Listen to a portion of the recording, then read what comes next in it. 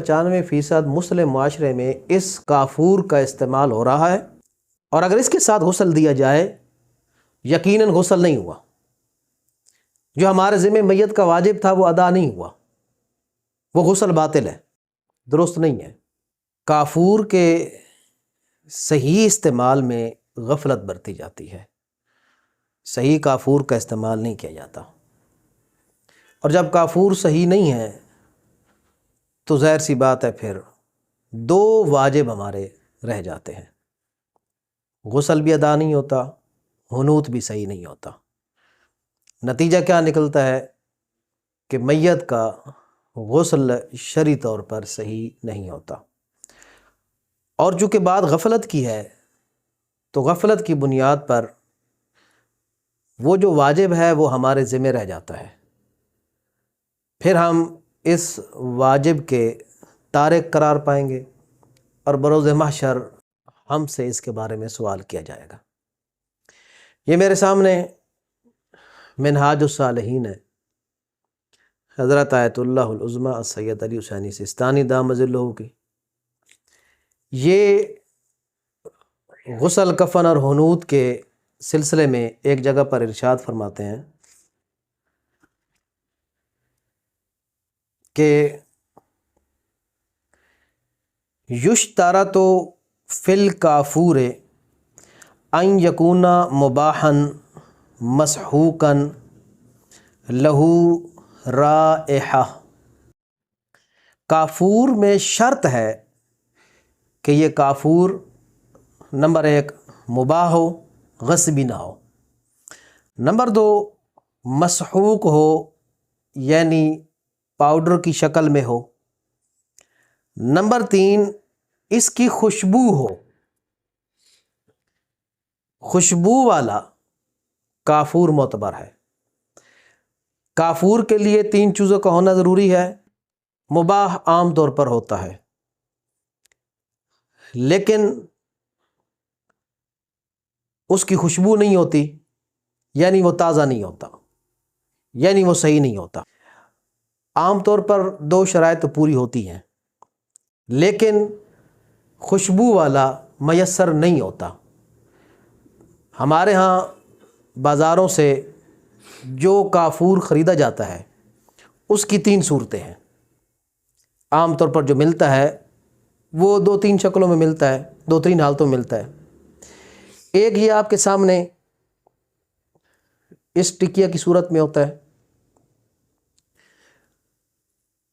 ایک اس صورت میں ہوتا ہے، اور ایک یوں پاؤڈر کی شکل میں ہوتا ہے۔ اب جب آپ کسی پنساری سے جا کر یہ خریدیں گے، ہو سکتا ہے کہ یہ اس کی جو ہے نا وہ یہ جمع ہوا ہو اور پتھر کی شکل میں ہو تو کوئی مذائقہ نہیں ہے، کھلا اور خوشبودار ہے۔ اب یہ جو کافور ہے یہ کھلا ہے، پاؤڈر کی شکل میں ہے، اور سونگھنے سے ہمیں خوشبو بھی آ رہی ہے۔ یہ والا ٹکیا کی صورت میں ہے، لیکن سونگھنے سے اس کی بھی خوشبو آ رہی ہے۔ یہ جو ہے کافور جو عام طور پر بازاروں سے میسر ہوتا ہے اور عام طور پر اس کو استعمال کیا جاتا ہے، یہ والا سونگھنے سے اس کی خوشبو نہیں آ رہی۔ اور جب بھی ایسا ہمیں اتفاق ہوا ہے، جب بھی ہمیں اتفاق ہوا ہے غسل دینے کا، تو یہی کافور میسر آیا ہے، اس میں خوشبو نہیں ہے۔ اس ٹکیا کے بارے میں جب کسی وقت میں نے سرچ کیا تھا تو اس کے بارے میں وہاں یہ لکھا ہوا تھا کہ عام طور پر اس میں کچھ کافور ڈالا جاتا ہے، ساتھ اس میں کوئی پلاسٹک یا موم اس کو مکس کر کے اس کی ٹکیا بنائی جاتی ہے تاکہ یہ ہمیشہ کے لیے چلتا رہے۔ اب اسے غرض نہیں ہے، غرض یہ ہے کہ کافور اس میں مکس ہوتا ہے پلاسٹک یا دوسرا کوئی چیز، لیکن یہ کافور ختم ہو چکا ہوتا ہے، ایکسپائر ہو چکا ہوتا ہے، اور اگر اس کے ساتھ غسل دیا جائے یقیناً غسل نہیں ہوا، جو ہمارے ذمہ میت کا واجب تھا وہ ادا نہیں ہوا، وہ غسل باطل ہے، درست نہیں ہے۔ عام طور پر گزارش کی ہے، عام طور پر، یعنی اگر میں کچھ خاص لوگوں کو نکال کر 95% مسلم معاشرے میں اس کافور کا استعمال ہو رہا ہے، بیچنے والے بیچ رہے ہیں اور خریدنے والے اپنی آسانی کے لیے خرید رہے ہیں۔ اس سے بڑھ کر پڑتال تکلیف نہیں کی جاتی، نہ ہی مسئلہ دریافت کیا جاتا ہے۔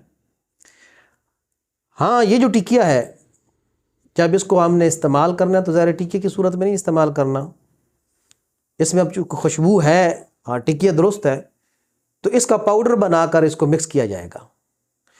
مباح بھی ہے اور خوشبو بھی ہے، تازہ ہے، واقعاً کافور ہے۔ رہ گی بات کہ یہ پاؤڈر نہیں ہے، تو اس کو کوٹ کر یا ہاتھوں کے ذریعے اس کا پاؤڈر بنایا جا سکتا ہے، اور یہ ہمارے پاس پاؤڈر کی شکل میں ہی ہے۔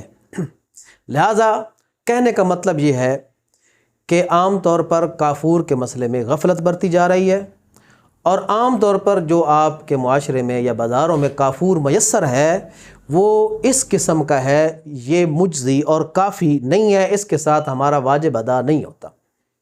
ضروری ہے کہ وہ والا کافور صحیح کافور ہو کہ جس سے خوشبو بھی آ رہی ہو کافور والی، اس کا اگر استعمال کیا جائے گا، کہ جو دو مثالیں میں نے آپ کو دی ہیں، تو پھر یہ مجزی ہے اور صحیح ہے، وگرنہ واجب ہمارے سروں پر رہے گا اور بروز محشر ہم اس کے مسئول قرار پائیں گے۔